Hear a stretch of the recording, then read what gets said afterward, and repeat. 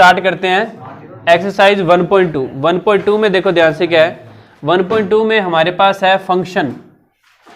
क्या है? फंक्शन, फलन। फंक्शन, दिस मीन्स फलन। सबसे पहले हम पढ़ेंगे types of function. Types of function, फलनों के प्रकार। ध्यान से देखिएगा, टाइप्स ऑफ फंक्शन, फलनों के प्रकार। सबसे पहले बात करते हैं कि फलन होता क्या है बच्चों। जैसे हमारे पास कोई एक ए सेट है और एक बी सेट है, दो समुच्चय, एक सेट ए है और एक सेट बी है। इनके बीच में कोई एक रिलेशन है, रिलेशन या संबंध है, वो इस समीकरण से परिभाषित है, y = 2x + 3 है मान लो। ध्यान से सुनो, समुच्चय ए और समुच्चय बी के अंदर एक फलन परिभाषित है y = 2x + 3। x तो बच्चों सारे के सारे कहाँ से लेने होते हैं? a से, पहले वाले समुच्चय से। और जो आपके y हो वो सारे के सारे कहाँ से आते हैं? b से आते हैं। ठीक है। अब जैसे अगर अपनी बात करें, मैंने कहा कि a है बच्चों, वो है 1 2 3 4 5। ठीक है। b है बच्चों क्या? 1 2 3 4 5, मान लो 10 तक है। ठीक है। तो यहाँ पे अगर आप x की जगह 1 पुट करोगे, a सेट क्या है? 1 2 3 4 5। ठीक है। और ये क्या है? 1 2 3 4 5 6 7 8 9 10, सिर्फ इतना ही है। अब x की जगह बच्चों मैं अगर 1 पुट करूं, x की जगह 1 पुट करूं तो क्या बन गया? 2 एकम 2 और 3 5। दिस मीन्स ये 1 का आंसर क्या है बच्चों? 5 है। अगली बात समझ। 2 का क्या हो जाएगा बच्चे? 2 दूनी 4, 4 और 3 हो गया बच्चों 7। ठीक है। ऐसे ही 3 का क्या हो गया? 3 दूनी 6 और 3 9, 3 के लिए 9 आ गया। ठीक है। ऐसे ही बच्चों 4 के लिए क्या आ जाएगा? 4 दूनी 8 और 3 11 आ जाएगा। ठीक है। 11 इसमें है नहीं। ठीक है। तो ये फलन इसमें परिभाषित नहीं है। 5 के लिए क्या आ जाएगा बच्चों? 5 दूनी 10 और 3 13 आ जाएगा। 13 इसमें है नहीं, तो इसके लिए ये परिभाषित नहीं है। ठीक है। अब ध्यान से सुनो, इसे कहा जाता है मैपिंग करना। क्या कहा जाता है? मैपिंग करना। समुच्चय ए और समुच्चय बी के बीच में जो संबंध है उसकी हमने ये मैपिंग की है। अब ये जो मैपिंग है, ये जो रिलेशन है बच्चों, ये फलन कब होगा? ये फलन कब होगा और किस प्रकार का फलन कहलाएगा, वो अपने पढ़ेंगे किसमें? टाइप्स ऑफ फंक्शन के अंदर। अगली बात समझ, ये रिलेशन जो है कब फंक्शन कहलाएगा और किस टाइप का फंक्शन कहलाएगा, ये अपने किस में पढ़ेंगे? टाइप्स ऑफ फंक्शन के अंदर अपने पढ़ेंगे। तो फर्स्ट हमारे पास टाइप्स ऑफ फंक्शन, आपके पास बुक है, आप पढ़ो, उसके अंदर पहला कौन सा दिया उन्होंने?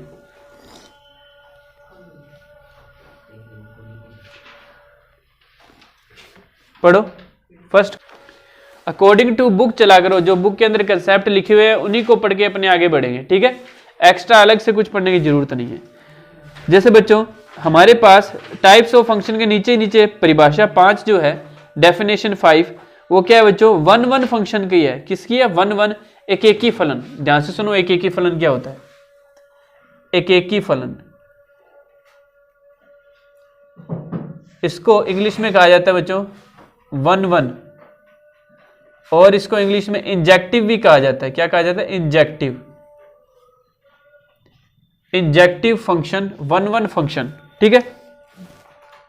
1 सुनो ध्यान से, अगर कोई फंक्शन जो है सेट ए से सेट बी में डिफाइन है, सेट ए से सेट बी में डिफाइन है कोई फंक्शन, वो 1 कब होगा? वो 1 तब होगा जैसे ए के एलिमेंट है 1 2 3 4, बी के है A B C D E.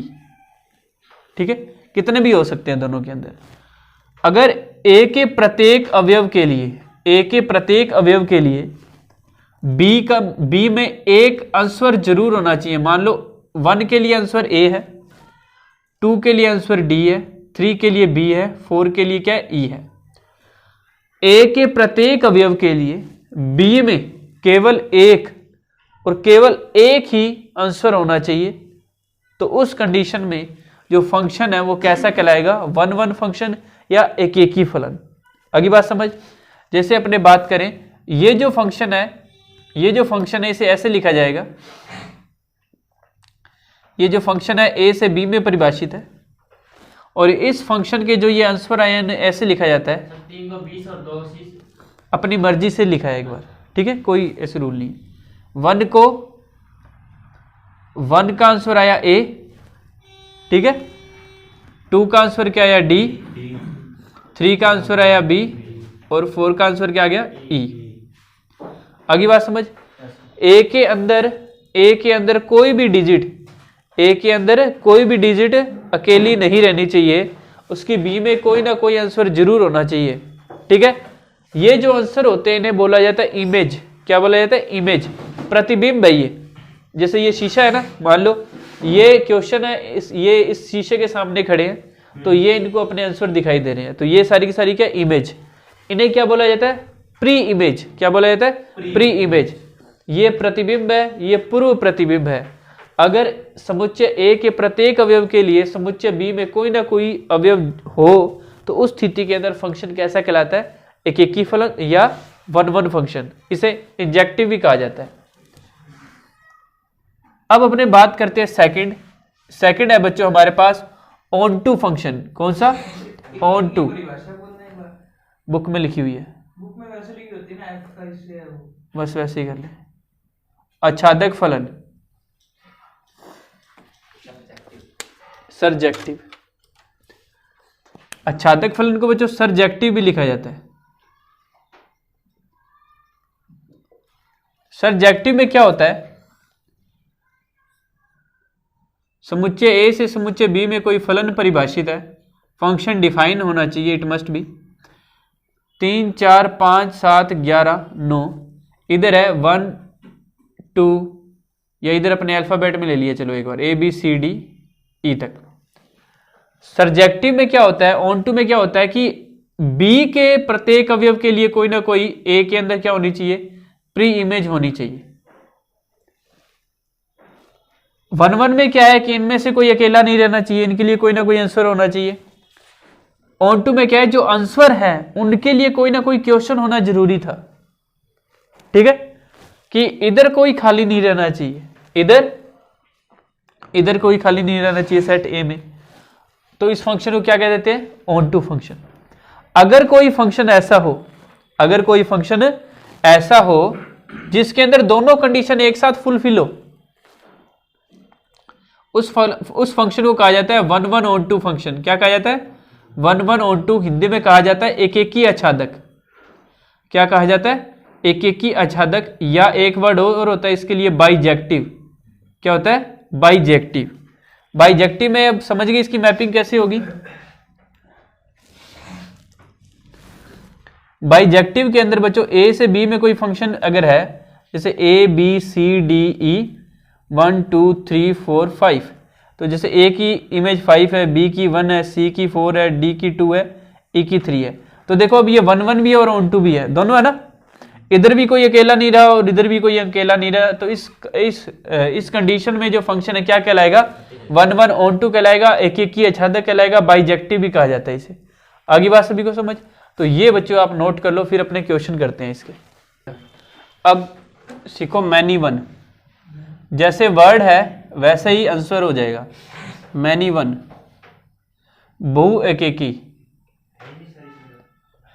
सामने देख बस, बहु एकेकी। मैनी वन का मतलब है मैनी के लिए 1 आंसर हो, ठीक है। जैसे ये ABCDE है और इधर है बच्चे हमारे पास 1 2 3 4 5।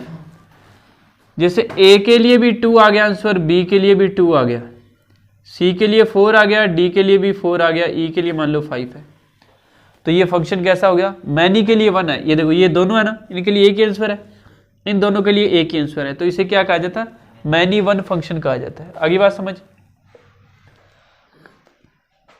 फोर्थ है बच्चों अपने पास इनटू फंक्शन। कौन सा फंक्शन? Into function. इनटू को कहा जाता है अंतरक्षेपी। क्या कहा जाता है? अंतरक्षेपी कहा जाता है।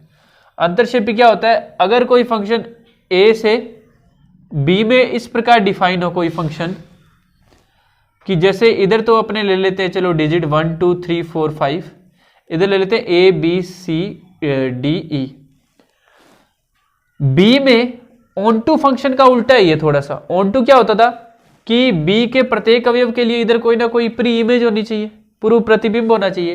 लेकिन अगर बी में कोई एक जना अकेला रह जाए, जैसे ये ई रह गया, तो अब ये कौन सा फंक्शन हो गया? इनटू फंक्शन हो गया, अंतरक्षेपी हो गया। अगली बात समझ। अगर मैनी के लिए वन हो तो मैनी वन बहुएकेकी। अगर फंक्शन ऑन टू नहीं है, ऑन टू का मतलब बी के प्रत्येक अवयव के लिए पूर्व प्रतिबिंब नहीं है, तो उस केस में वो कैसा हो जाएगा? इनटू फंक्शन हो जाएगा। कैसा हो जाएगा? इनटू फंक्शन हो गया। आगे बात समझ। तो ये नोट कर लो। वो तो डिपेंड करेगा ना हमें फंक्शन क्या दिया है। अगर सभी को मिला ही देते फिर तो ये ऑन टू हो जाता। एक बार मैं एग्जांपल दे रहा हूं, अभी क्वेश्चन पे बात नहीं हो रही अभी।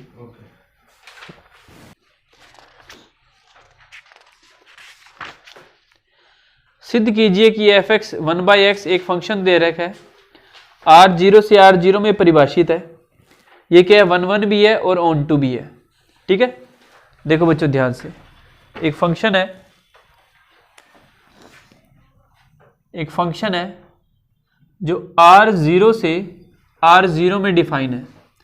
ये r0 लिखा होगा कुछ की बुक में, कुछ की बुक में स्टार लगा होगा, तो उसका मतलब भी r0 ही होता है। r0 का मतलब है रियल नंबर में से 0 छोड़ दो। ठीक है, उसको कहते हैं r0।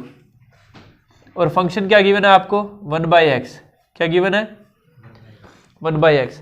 हमें चेक करना है कि ये 1 है, ऑन टू है, क्या है, या दोनों है। एक एक की आच्छादक चेक करना है। तो केस फर्स्ट के अंदर बच्चों अपने क्या चेक करेंगे? 1 एक एक की। बिल्कुल आसान है चेक करना, देखिएगा ध्यान से।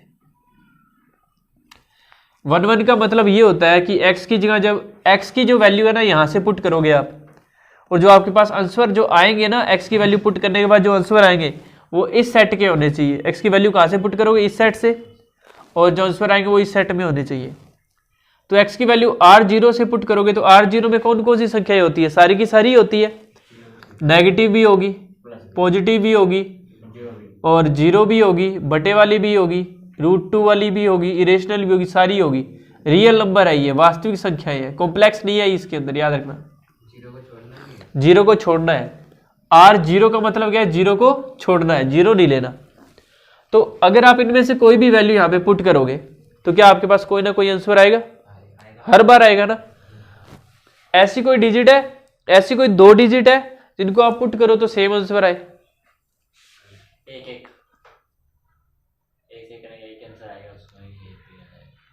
तो वो तो एक ही डिजिट पुट करना है, तो एक। हाँ, 2 अलग अलग डिजिट पुट करने पर क्या ये सेम आंसर देगा? कभी नहीं देगा ना। क्यों नहीं देगा? क्योंकि ये सिंगल वेरिएबल है, हमेशा एक ही आंसर देगा। अगर ये क्वाड्रेटिक होता, क्यूबिक होता, तो इसके नंबर ऑफ आंसर ज्यादा हो जाते। समझ रहे बात को? जैसे क्वाड्रेटिक है, अगर x² होता तो 1 पे भी 1 देता और -1 पे भी 1 देता। समझ रहे बात को? ये तो सिर्फ x है। समझ गए बात को? तो ये 1 तो है, पहले सोचना है सारा का सारा दिमाग के अंदर, फिर अपने को लिखना पड़ेगा। पहले सोचा जाता है फंक्शन कि 1 ऑन टू है या नहीं, उसके बाद सोल्व किया जाएगा। यानी आंसर पहले पता होना चाहिए। अब बात करते हैं ऑन टू का। ऑन टू का मतलब है कि इसको y के बराबर मान के x की वैल्यू निकालनी होगी, और वहां से फिर आपको चेक करना होगा कि सभी पे वैल्यू आ रही है नहीं आ रही। तो अब मैं आपको करके दिखाता हूं। ये 1 है ना, है 1 है, तो इसको सोल्व ऐसे किया जाता है। आपको लिखना है f(x1) बराबर f(x2).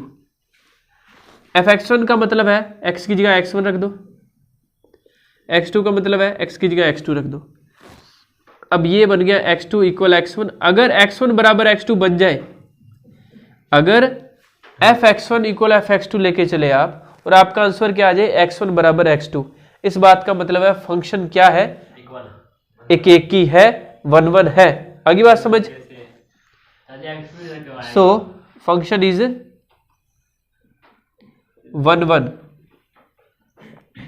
ये 1 इसलिए है क्योंकि एक वैल्यू पे एक ही आंसर दे रहा है, इसलिए इसको 1 कहा जाता है। अगली बात समझ। एक वैल्यू पे एक ही आंसर दे रहा है ये हमेशा। अब बात करते हैं ऑन टू। ऑन टू को क्या लिखा जाता है? आच्छादक। जब भी किसी फंक्शन को आच्छादक चेक करना हो तो आप पहले उसे y के बराबर में मानो, फिर वहां से x की वैल्यू निकाल लो। अगली बात समझ, x की वैल्यू निकालने के बाद ये जो y है ना बच्चों, ये एक्चुअली fx ही है। जैसे ये fx बराबर 1/x है ना, मैंने बस y बराबर 1/x लिख दिया। तो आपको क्या करना है, x की वैल्यू निकालनी है, और ये जो x की वैल्यू है ना 1/y, यहाँ पे ये चेक करना कि ये जो y है ना आपको यहाँ से पुट करना है, यहाँ से x पुट किए जाते हैं, यहाँ से y। यहाँ से जब आप यहाँ पे वैल्यू पुट करोगे तो आपके पास हर बार x की कोई ना कोई वैल्यू आएगी, क्या आएगी ना। ऐसा तो कोई पॉइंट नहीं है जिसपे x की वैल्यू ही ना आए।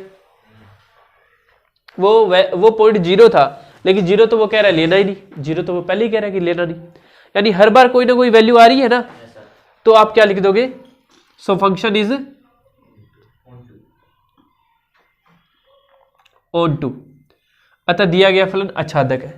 तो ये एक एक की भी है और आच्छादक भी है, दोनों है। अगर ये एक एक की भी है और आच्छादक भी है तो फलन कैसा हुआ, so function is 1 1 onto, अतः दिया गया फलन बच्चों कैसा है, एक एक की आच्छादक फलन है। होता ही रहेगा फिर। fx बराबर 1/x, fx1 बराबर fx2 लेके चलो, x की जगह x1 और फिर x की जगह x2 रख दिया, क्रॉस मल्टीप्लाई कर दिया, x1 बराबर x2 आ गया ना। तो आगे समझ, इसका मतलब क्या हुआ? इसका मतलब ये हुआ प्रत्येक x1 के लिए एक x2 वैल्यू है, डिफरेंट नंबर के लिए डिफरेंट आंसर आएगा। एक अक्षर के लिए यहाँ पे वैल्यू होगी। हाँ, जैसे इसकी अगर मैपिंग करूं मैं, ध्यान से देख, मैपिंग अगर करूं इस फंक्शन की r0 से r0 में, तो जैसे x की जगह मैंने 1 रखा तो आंसर कितना आ गया, 1/1 1। x की जगह मैंने 2 रखा तो आंसर क्या आ गया, 1/2। x की जगह 3 रखा तो आंसर क्या आ गया, 1/3। हर बार इधर कोई ना कोई वैल्यू जब पुट करूं तो इधर आंसर आ रहे हैं ना, एक ही आंसर आ रहा है ना, हर बार एक ही आंसर आ रहा है, इसलिए ये 1 1 है। अगली बात समझ, एक कैसे आ रहा है आंसर? तो देखो y बराबर 1/x रखे, x बराबर 1/y का मतलब है कि यहां जितने भी आंसर है उन सभी के लिए कोई ना कोई क्वेश्चन है क्या। जैसे 1 के लिए क्वेश्चन क्या था, 1/2 कब आया, जब x की जगह 2 था। 1/3 कब आया, जब x की जगह 3 था। ऐसे सभी जो है ना r के अंदर जितनी भी संख्या है उन सभी के लिए कोई ना कोई प्री इमेज है ही है। तो इस कंडीशन में वो क्या हो जाएगा, फंक्शन 1 1 ऑन टू, एक एक की आच्छादक, बाइजेक्टिव बोला जाता है इसको, ठीक है। अब बच्चों इसी क्वेश्चन में वो एक बात और कह रहा है, वो कह रहा है अगर आप इस r0 को नेचुरल नंबर से रिप्लेस कर दे, किससे रिप्लेस कर दे, नेचुरल नंबर से, नेचुरल नंबर से अगर आप रिप्लेस कर दे तब ये फंक्शन कैसा बिहेव करेगा। अब आपको दिमाग में सोचना है, पहले मैपिंग करो, n यहां पे n से पुट करेंगे, n के अंदर क्या होता है 1 2 3 4, तो 1 2 3 4 पुट करोगे तो हर बार कोई ना कोई आंसर आ जाएगा। सारे आंसर पॉजिटिव ही आ रहे हैं, ये बात ध्यान से याद रखना कि सारे के सारे आंसर कैसे आ रहे हैं, पॉजिटिव आ रहे हैं। नेगेटिव भी आ सकती है। 1 2 3 4 पुट करेगा तो नेगेटिव आएगा क्या, दिस मीन्स फंक्शन 1 1 है। 1 1 अगर है तो fx1 इक्वल fx2, 1/x1 बराबर 1/x2, x1 बराबर x2 आ गया, फंक्शन 1 1। जो x का मान रखेंगे वो x2 का मान भी रखेंगे, जो x1 का मान रखेंगे वो x2 का मान रखेंगे। हाँ, x2 का मान आएगा, x रख के जो आते हैं ना सर उनको x2 बोला जाता है, ठीक है। अब आपको ये सोचना है कि ये ऑन टू है या नहीं। आपने y के बराबर रख के x का मान तो निकाल लिया, लेकिन आपको y कहां से रखने हैं, यहां से रखने हैं। जैसे y आपने 1 2 3 4 रखोगे तब तो कोई दिक्कत नहीं, x सारे के सारे नेचुरल नंबर आएंगे, सॉरी जरूरी थोड़ी है। जैसे आप यहाँ पे 2 रखोगे, ठीक है, तो ये तो 1/2 बन गया, लेकिन 1/2 x का मान 1/2 आया, 1/2 तो नेचुरल नंबर में होता ही नहीं, ठीक है। y यहां से रख रहे हो तो x जो है वो यहां से होने चाहिए, तो इसको अपने ऐसे लिख देंगे, because y belongs to r0 at y equal to x equal 1/2, जो कि not belongs to a natural number. उसने क्या कहा था कि x जो है नेचुरल नंबर के होने चाहिए, लेकिन 1/2 तो नेचुरल नंबर है ही नहीं, अतः फलन आच्छादक नहीं है। So function is not onto, यही बात है। 1 1 तो है, देख ऑन टू नहीं होगा, केस सेकंड में देख ले, एक बार फिर से समझो। देखो बच्चों मैपिंग करके दिखाता हूं। ये n है, ये r है। एक बार क्लिक होने की देरी है बस। इधर तो 1 2 3 4 5 6 है, इधर कौन से है 1 2 3 4 तो है ही, लेकिन फ्रैक्शन वाले भी तो है 1/2 1/3 1/4 5/7, ये भी तो है। x की जगह 1 2 3 4 पुट करते जाओगे आंसर आते जाएंगे, कोई दिक्कत वाली बात नहीं। 1/1 1, 2 पुट करोगे तो 1/2 1/2, 3 पुट करोगे 1/3 आ जाएगा। आ जाने देना, आंसर फ्रैक्शन में आ सकते। देख पुट इंटीजर यानी पुट तो नेचुरल नंबर करने, आंसर फ्रैक्शन में आ जाए, कोई दिक्कत वाली बात नहीं। R0 में फ्रैक्शन होते हैं, लेकिन तुमको ये सोचना है कि इस फंक्शन में यहाँ पे तो नेगेटिव वैल्यू भी तो होती है। ये कहाँ से लिखे है R के नंबर लिखे हैं, रियल नंबर में सभी डिजिट होती है ना, अपनी मर्जी से रैंडमली सारी लिख दी। जैसे तुम मुझे बताओ -1 कभी आंसर आएगा क्या? -1 कभी नहीं आएगा ना। यहाँ पे तुमको रखने तो नेचुरल नंबर से है और तुमको आंसर चाहिए माइनस के अंदर, तो कभी पॉसिबल नहीं है। यानी -1 के लिए कोई प्री इमेज है ही नहीं, -1 तो कभी नहीं आएगा। लेकिन ON2 में होता क्या था, ON2 में कहता कि कोई भी अकेला नहीं रहना चाहिए, सभी के लिए प्री इमेज होनी चाहिए। जैसे बच्चों इसके अंदर मैं कहता हूं कि 2 कभी आंसर आएगा, तुम यहाँ पे x की जगह एक ऐसी डिजिट रखो कि आंसर 2 बन जाए, 1/2 होगा। 2 चाहिए, 2 कब होता जब यहाँ पे 1/2 रखते तुम, और 1/2 रख नहीं सकते क्योंकि वो तो नेचुरल नंबर से रखने हैं, इसलिए 2 के लिए कोई प्री इमेज है ही नहीं। ये तो मैं कह रहा हूं कि y जब तुम 2 रखोगे, जब y 2 है तो उसके लिए फंक्शन है ही नहीं तुम्हारे पास। x में तो 1/2 है ही नहीं, नेचुरल नंबर 1/2 तो होता ही नहीं, इसलिए नॉट बिलोंग्स टू n, अतः फलन आच्छादक नहीं है। ऐसे भी सोच सकते हो कि यहाँ पे तो माइनस वाले भी है, और माइनस वाले तो किसी भी केस में नहीं दे सकता ये, क्योंकि n नेचुरल नंबर से रखने हैं ना, x नेचुरल नंबर से रखने हैं। ठीक है, समझ रहे हो बात को? जैसे एग्जांपल दिया ना आपने, हाँ, इसको संख्या में देखो। एक फंक्शन है n से r में डिफाइन है, फंक्शन है f(x) = x²। ध्यान से देख लेना, इधर डिजिट क्या है 1 2 3 4 5 6 7 8 एंड सो ऑन चलती जाएगी। इधर बच्चों ये तो डिजिट है ही, सामने देखो 1 2 3 4 5 6 7 8, 0 भी है और माइनस में भी है, रियल नंबर है। ठीक है, अब यहाँ पे x की जगह तुम 1 रखोगे, 1 के लिए आंसर आ गया 1 का स्क्वायर 1 होता है। 2 के लिए आ गया बच्चों 4, 3 के लिए आ गया 9 आ जाएगा। ऐसे सभी के लिए इधर डिजिट मिलेगी ना तुमको, तो 1 1 फंक्शन है ना ये, n से r में 1 1 है ये, है ना। अब तुम मुझे ऐसा बता सकते हो कि यहाँ पर कोई ऐसी डिजिट है जिसके लिए आंसर माइनस में आए? नहीं है ना, कभी किसी का स्क्वायर माइनस में नहीं होता। दिस मीन्स ये फंक्शन 1 1 तो है लेकिन ON2 नहीं है, ON2 नहीं है ना, ये माइनस में तो कभी आंसर आएंगे नहीं। समझ रहे हो बात को? इन आंसर्स के लिए भी तो क्वेश्चन होने चाहिए थे, नहीं है। लेकिन अगर मैं बच्चों इसको कर दूं r से r में और इस स्क्वायर को हटा दूं, ठीक है, तो देखो आपको ये -1 कब मिलेगा? जब इधर से -1 पुट करोगे तो -1 ही मिल जाएगा, -2 पुट करोगे तो -2 ही मिल जाएगा। तो इन सभी के लिए r से r में ये जो फंक्शन है f(x) = x, ये कैसा है? 1 1 भी है और ON2 भी है। आगे ना बात समझ? प्रत्येक क्वेश्चन के लिए आंसर है, प्रत्येक आंसर के लिए क्वेश्चन है। सर इसमें अगर x है तो इधर से -1 पुट किया तो -1 10 लिया तो क्या है? तो ON2 कैसे हो गया ये? है ना, इधर जो -1 है वो किसका आंसर था? -1 का ही। सर अच्छा आ रहेगा, चेंज कर दिया ना मैंने, तूने पलक झपकी थी ना उतने में मैंने क्वेश्चन चेंज कर दिया था। दूसरा क्वेश्चन पढ़ ले। f(x) बराबर क्या है बच्चों? x² है, किससे किस में परिभाषित है? n से n में। वो आपसे पूछ रहा है कि ये फंक्शन एक आच्छादक है या नहीं। शांति रखो, अभी देख लेंगे, ठीक है। 1 1 चेक करना है, एक ही। शांति रख ले, मैं कह रहा हूं n से n में चेक करना है। n वैल्यू पुट करोगे 1 2 3 4, तो हर बार कोई आंसर आएगा, एक ही आंसर आएगा और सारे के सारे नेचुरल नंबर ही आएंगे। तो जब एक एक ही हो तो ऐसे लिखा जाता है f(x1) बराबर में f(x2) लिखो, तो ये हो गया x1 का स्क्वायर बराबर x2 का स्क्वायर, स्क्वायर से स्क्वायर कट गई, x1 बराबर x2, स्क्वायर से स्क्वायर वैसे कटती नहीं है, इस केस में कट जाएगी क्योंकि नेचुरल नंबर से नेचुरल नंबर में या नेगेटिव डिजिट कोई है ही नहीं, इसलिए x1 बराबर x2 आ गया।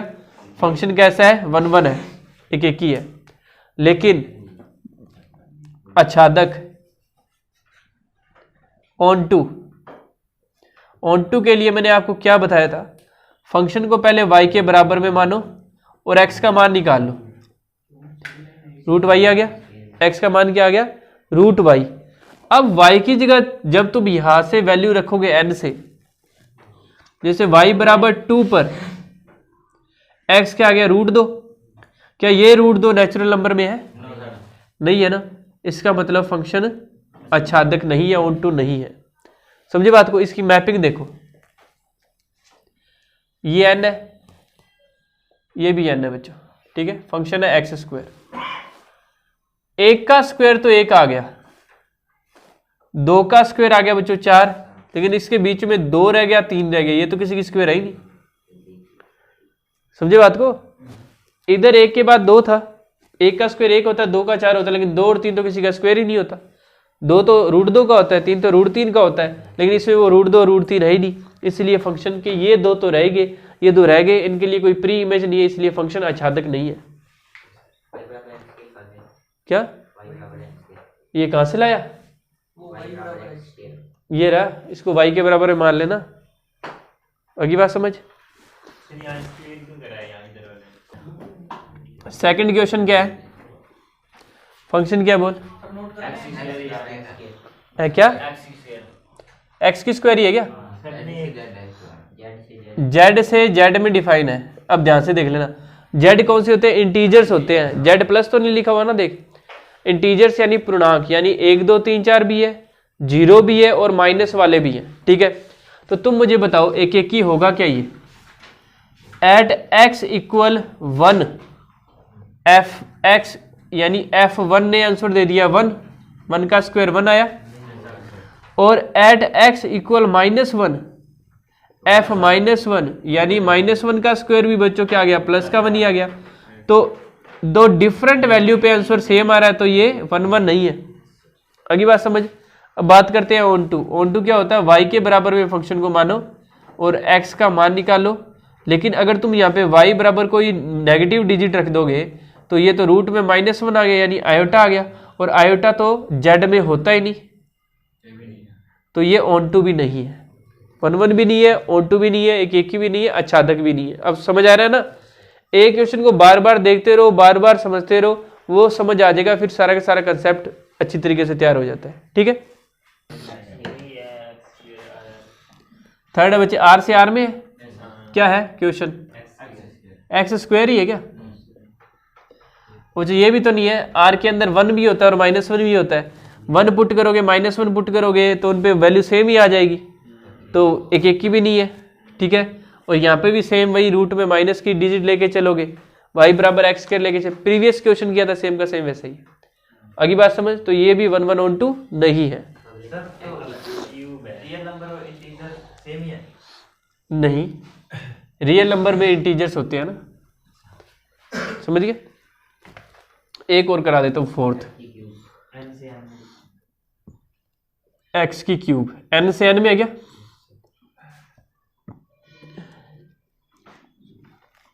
n से यहां पर वैल्यू पुट करोगे 1 2 3 4, क्यूब करोगे हर बार एक नया आंसर आएगा, 1 का 1, 2 का 8, 3 का 27। लेकिन खुद दिमाग सोचो, जो आंसर आ रहे थे वो n में आ रहे हैं, लेकिन n में सारे के सारे होते हैं 1 2 3 4, तो 2 तो आया नहीं, किसी की क्यूब हुआ ही नहीं, तो ये 1 1 तो है लेकिन ऑन टू नहीं है। बस अपने लिख के इसको शो कर देंगे, 1 1 है ना, तो क्या रूल होता है? f(x1) बराबर f(x2), तो x1 की क्यूब बराबर x2 की क्यूब, क्यूब से क्यूब कट गया, x1 बराबर x2, तो ये 1 1 तो है। ऑन टू में क्या करना है? y के बराबर में मान लो फंक्शन को, यहां से x की वैल्यू आ गई y की पावर 1/3, जैसे y तुमने ले लिया 2, तो x बराबर आ गया 2 की पावर 1/3, और 2⁻1/3 का आंसर पॉइंट्स में निकलेगा, ठीक है, क्योंकि ये क्यूबिक रूट है। रूट ये ऐसे है जैसे रूट 2 होता है ना, वैसे ये क्यूबिक रूट ऑफ 2 है, तो ये क्या आएगा, पॉइंट्स में आएगा। लेकिन पॉइंट्स में तो आना ही नहीं चाहिए क्योंकि x तो नेचुरल नंबर है, इसलिए ये फंक्शन अपने कह देंगे कि not belongs to natural number है, इसलिए ये फंक्शन ऑन टू नहीं है, आच्छादक नहीं है। समझ आ गई बात?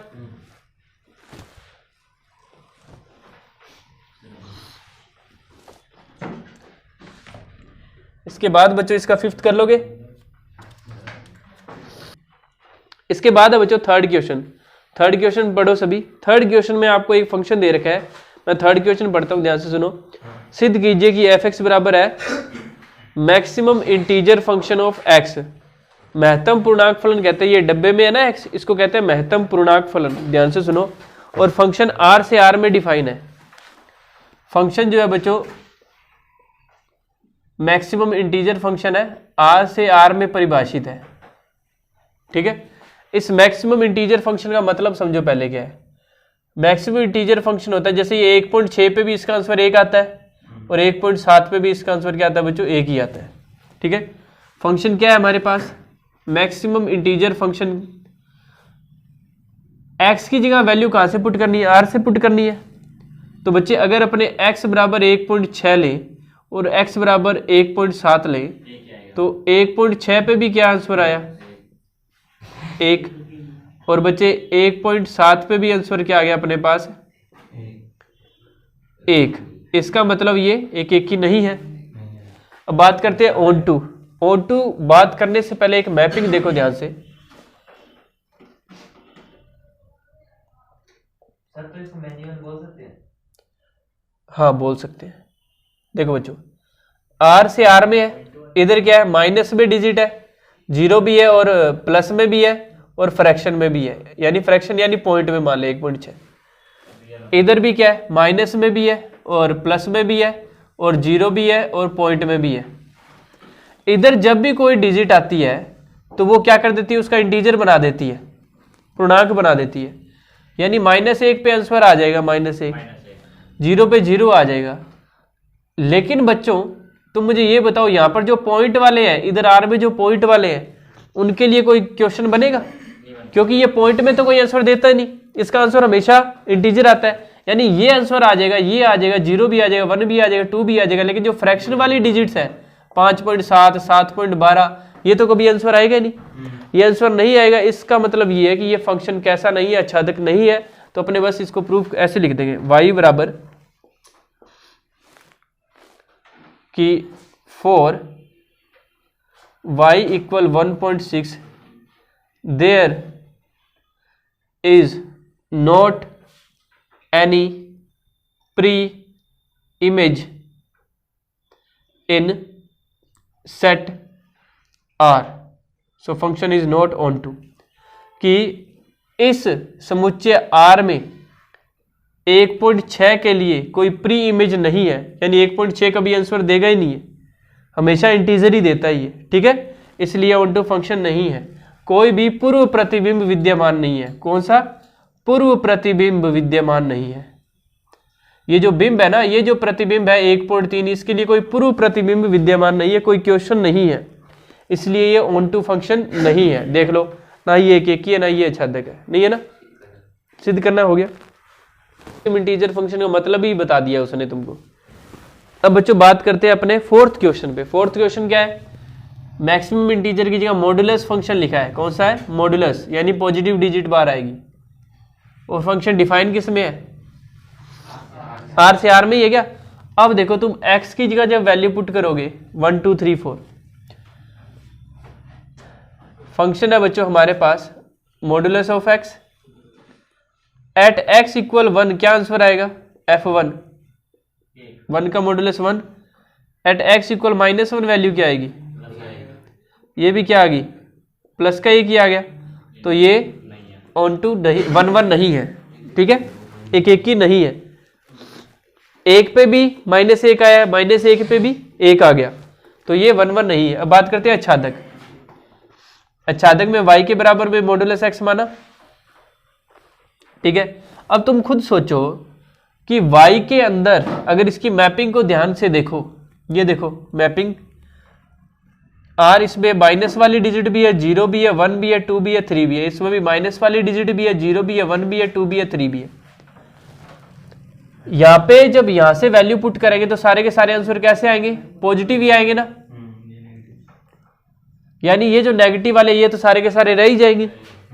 नेगेटिव के लिए कोई प्री इमेज नहीं है, तो अपने क्या करेंगे? For y equal -1 there is no any pre image in R। आगे बात समझ, y बराबर -1 के लिए कोई भी पूर्व प्रतिबिंब विद्यमान नहीं है, अतः दिया गया फलन आच्छादक नहीं है, ऑन टू नहीं है। Given function is not onto. English में मैंने लिख ही दिया, हिंदी में मैंने बोल दिया, ठीक है। देखो नेक्स्ट जो दिया है बच्चों आपको 5वें क्वेश्चन में, f जो है बच्चों r से r में डिफाइन है। किससे किस में? r से r में परिभाषित है, और ये फंक्शन आपको डिफाइन करके दे रखा है। फंक्शन क्या कह रहा है? फंक्शन कह रहा है कि बच्चों उसकी वैल्यू 1 आती है। कब 1 आती है? जब x ग्रेटर देन 0 होगा ना, तो हमेशा उसकी वैल्यू 1 आएगी। और फिर क्या कह रहा है? 0 देगा कब? जब x बराबर 0 होगा, और -1 देगा बच्चों कब? जब x लेस देन क्या होगा? 0 होगा। अब ध्यान से सुनो, इस फंक्शन को देखने पर हमें ये पता चलता है कि हमें x कहाँ से लेने हैं? सारे r से लेने हैं। जो आंसर आएंगे वो सारे r में ही आएंगे, ठीक है। अब वो कह रहा है एट x इक्वल 1 पे, एट x इक्वल 1 पे f1 क्या आंसर देगा? x इक्वल 1 पे 0 से बड़े के लिए हमेशा आंसर क्या दे रहा है? 1 ही दे रहा है, यानी x इक्वल 1 पे आंसर क्या है? एट x इक्वल 2 पे क्या आएगा? 2 पे क्या आएगा? 1 ही आएगा। उसने कह दिया अपने को जब जब x बड़ा होगा 0 से तो आंसर 1 ही है। 1 भी तो 0 से बड़ा है और 2 भी 0 से बड़ा है, लेकिन दोनों के लिए आंसर क्या आएगा? 1 ही आएगा।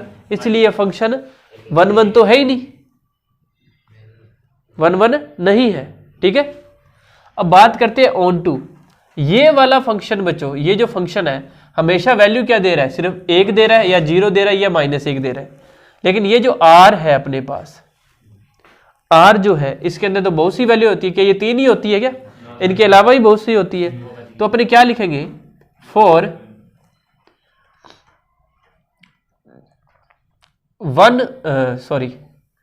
2 belongs to R, there is not any pre image in function, in given function. दिए गए फलन के अंदर प्रतिबिंब 2 के लिए कोई भी पूर्व प्रतिबिंब विद्यमान नहीं है। There is not any pre image in given function for, there is not any pre image in given function for element 2। अगली बात समझ, अभी बोला था ना 2 के लिए कोई भी पूर्व प्रतिबिंब विद्यमान नहीं है। समझ गए बात को? हर बार ये आंसर क्या दे रहा है? या तो 1 देता है। ये देखो, इसको नंबर लाइन पे समझो, 1 0 और -1। ये क्या कह रहा है? इधर -1 लिख देता हूं, इधर 1। वो कह रहा है 0 से जब भी छोटा होगा तो हमेशा आंसर क्या आएगा? -1 आएगा। 0 से जब भी बड़ा होगा तो हमेशा आंसर 1 आएगा, और जब 0 होगा तो 0 आएगा। तो ये बीच वाली डिजिट्स कहाँ गई? इनके आंसर कहाँ चले गए? अगली बात समझ, इनके लिए तो कोई प्री इमेज हुई नहीं, तो इसके लिए तो इसलिए ये फंक्शन कैसा हुआ बच्चों? ना तो ये 1 है और ना ये क्या है? ऑन टू है। 6th क्वेश्चन में बच्चों सेट ए दे रखा है तुमको, क्या 1 2 3, और सेट बी क्या दे रखा है आपको? 4 5 6 7। और फंक्शन आपको पहले से ही बना के दे रखा है इसने। फंक्शन क्या है? 1 पे आंसर आया 4, 2 पे बच्चों है 5, और 3 पे क्या आंसर आया? 6। इस क्वेश्चन को प्रूव करने के लिए आप क्या कर सकते हो बच्चों? मैपिंग की हेल्प ले सकते हो। ध्यान से देख लो, इस फंक्शन की मैपिंग कर देता हूं। देखो, ये सेट ए है, ये सेट बी है, ठीक है। सेट ए क्या है 1 2 3, सेट बी क्या है 4 5 6 7। एक का आंसर क्या है 4, 2 का है बच्चों 5 और 3 का क्या है 6। तो बताओ ये फंक्शन 1 1 है क्या? है ना फंक्शन। एक के लिए एक ही आंसर आ रहा है तो ये फंक्शन 1 1 है। ऑन टू है क्या? ये नहीं है ना। तो आपको ये सिद्ध करना था कि ये 1 1 है, तो 1 1 है। With the help of given function and mapping we can say that function is 1 1 but not onto, but we are not asked about onto. तो अपने कह देंगे कि ऑन टू तो है ही नहीं, अपने से पूछा नहीं ऑन टू के बारे में, वैसे ही लिख देना बोले, ठीक है। नहीं पूछा ना देगा छात्र के बारे में, एक एक ही सिद्ध करना था तो एक एक ही है इस मैपिंग की हेल्प से। 6th हो गया।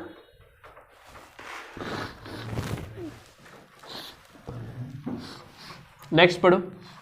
अरे हो गया। हाँ तो जाना चाहे तो जा सकते। देखो बच्चों 7th क्या है। 7th के अंदर बच्चों आपको 2 पार्ट दिए हैं। फर्स्ट पार्ट करवा रहा हूं, ध्यान से देखना। 7th का फर्स्ट फंक्शन क्या है बच्चों 3 - 4x। फंक्शन किस में डिफाइन है? f बच्चों r से r में डिफाइन है।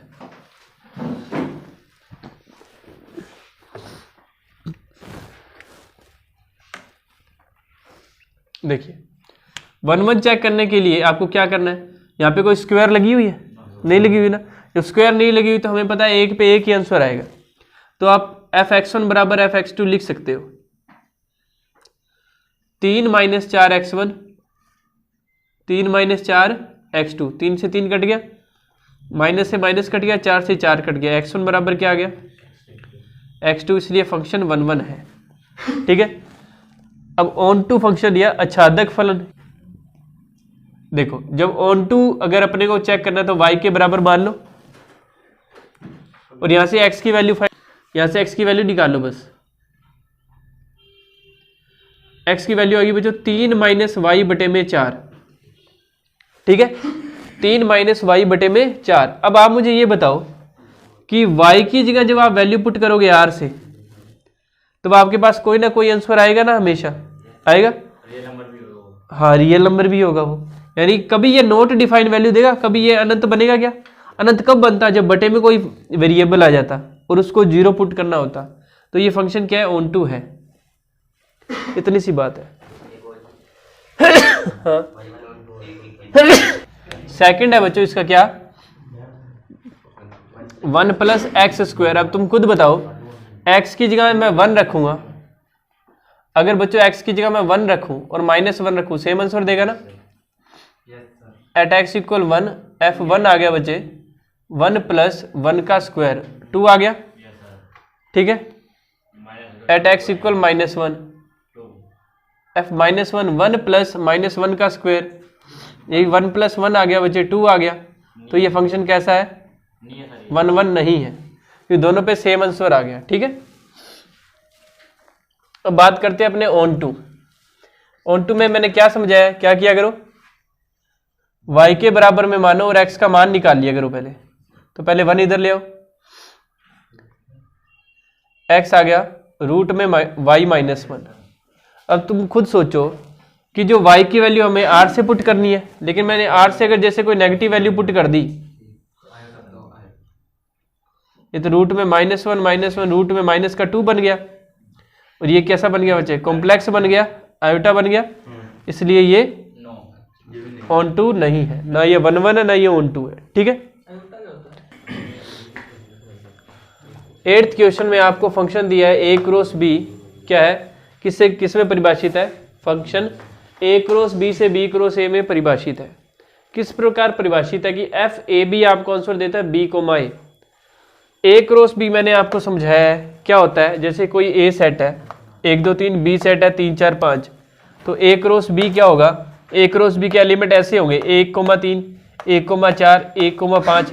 दिस मीन्स तुम ये समझे कि a क्रॉस b के जो अवयव है एक ऑर्डर्ड पेयर के रूप में है, क्रमित युग्म के रूप में 1 3 1 4। तो a क्रॉस b का अगर तुमको कोई एलिमेंट लेना है तो कैसा होगा? a1 b1 a2 b2, ऐसा ही होगा। ये देखो समझ गए बात को।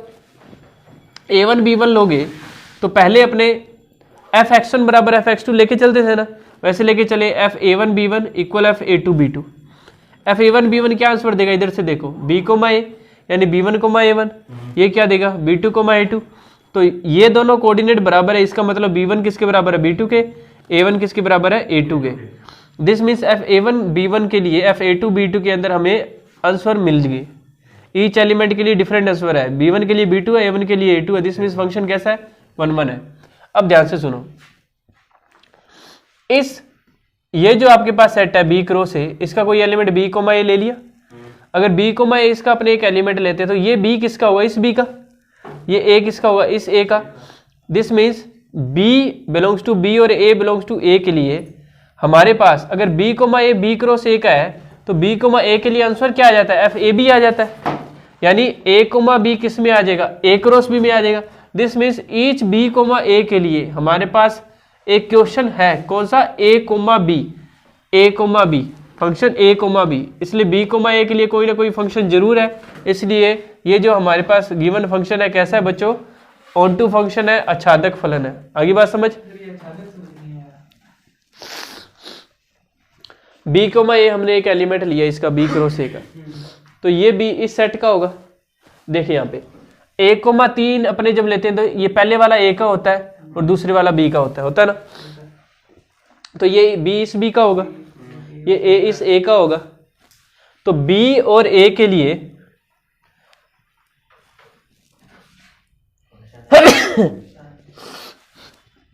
B कोमा A के लिए बच्चों हमारे पास कोई ना कोई फंक्शन दे रखा है ना A comma B।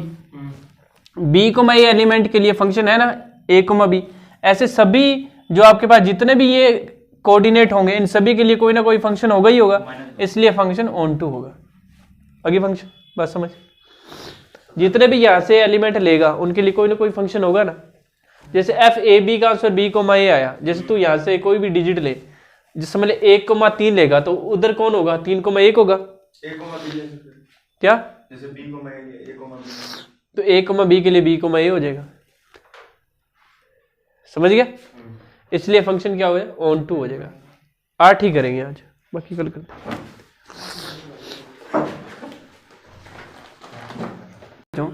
A1 coma B1 and A2 coma B2 हम कोई दो एलिमेंट लेते हैं A क्रॉस B से।